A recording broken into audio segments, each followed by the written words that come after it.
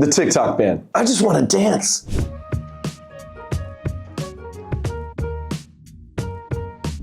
TikTok, you don't stop. Or do you? I don't know if you heard, but TikTok's future in the US is in serious jeopardy with a nationwide ban looming in 2025 unless the app finds a new US owner. Earlier this week, TikTok filed an emergency motion to block the ban, arguing that it violates the First Amendment rights of American users. A little bit of a stretch, but the ban set to take effect in January 19th, 2025 is the latest chapter in the years of legal and political battles over the app's alleged security risks. The drama began in 2020 when President Trump tried to ban TikTok, citing national security concerns.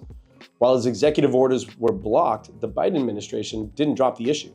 Instead, it supported legislation that now demands TikTok sell to a US company or face a ban. Despite the mounting pressure, TikTok has staunchly refused to sell, claiming the law infringes on users' free speech rights and is taking the fight to the courts. This is like a modern-day Footloose, but for the 2020s. TikTok argues that banning the app would isolate Americans from a global community of over 1 billion users, and that other less dramatic measures could address national security concerns. On the other side, US officials worried TikTok's Chinese ownership would allow the Chinese government to access user data or manipulate content. I mean, seriously, does anyone think TikTok is the modern-day Trojan horse that's going to scrape all our data? Oh, yeah. Well, you could have fooled us. Yeah, nice try. I wish the US was this aggressive when my social security number got hacked, or everyone's credit data got scraped from the credit bureaus that everyone must use in order to get any type of financing in the United States. Anyway, I digress. TikTok denies all these allegations, and experts have pointed out that banning the app wouldn't entirely eliminate such risks. A federal appeals court recently upheld the ban, though, citing concerns over data access and potential influence by the Chinese government. In response, TikTok has asked the Supreme Court to step in, arguing that a ban is based on flawed reasoning and amounts to censorship. If the ban goes into effect, it would impact over 170 million users, including creators who rely on the platform for income. I myself was a user of TikTok for a very short time, of course. I think I made it 2 weeks before I got a nice little shadow 90-day ban.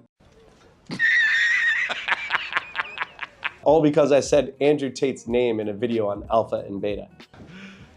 You serious? They in turn said I violated their rules, their community guidelines, for hate speech.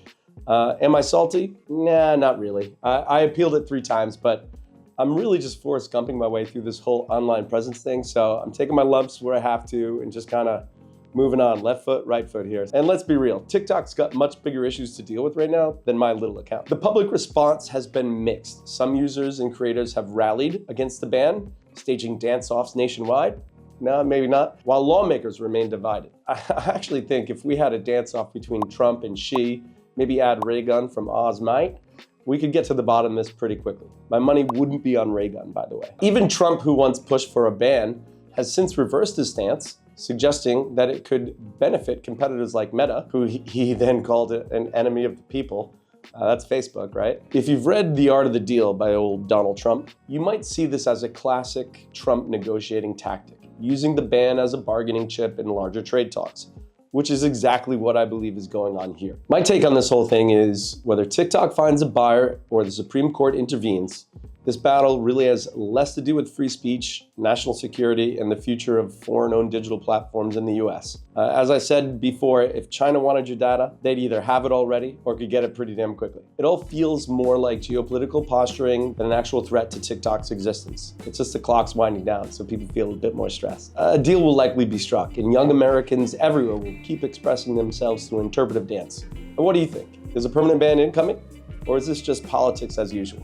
Leave a comment. I'd love to hear your thoughts. Anyway, remember, kindness is the rent we pay on earth, so do something nice for someone. Peace out.